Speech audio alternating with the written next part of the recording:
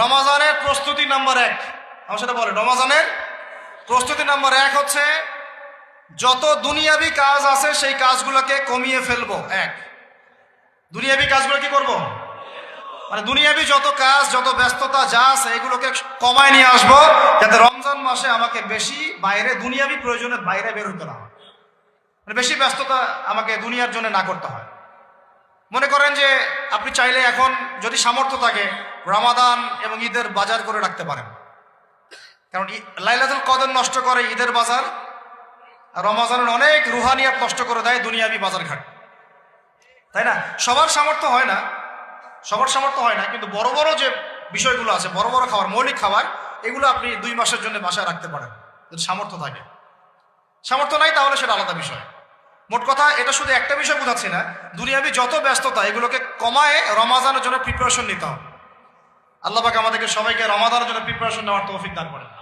এটা হলো মনস্তাত্ত্বিক প্রিপারেশন, যে রমাদান আসতেছে, আমি শাবান মাসেই আমি আমার কাজগুলো গোছাই নিব যাতে রমজানে আমি ফারেক থাকি ইবাদতের জন্য। বুদ্ধিমানের কাজ না এটা? আল্লাহ পাক তৌফিক দান করেন। আমি 2 নম্বর হচ্ছে ভাই,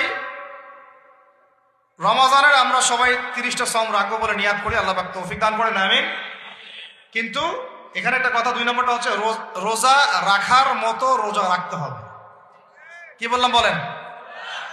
রোজা রাখার মতো রাখতে হবে। এটা কেন বললাম, কেন বললেন ভাই? উত্তর দিচ্ছিস। উপোস থাকা, না খেয়ে থাকা আর সম রাখা এক জিনিস নয়।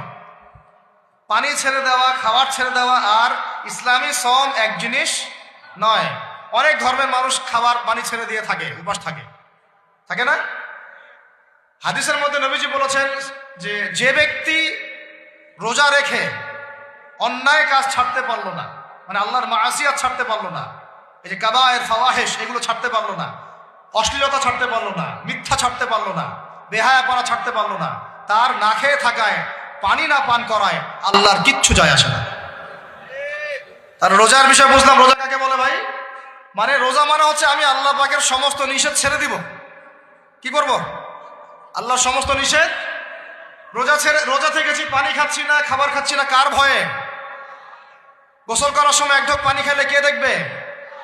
এই চেতনা তখন কাজ করে, তখন কাজ করে না?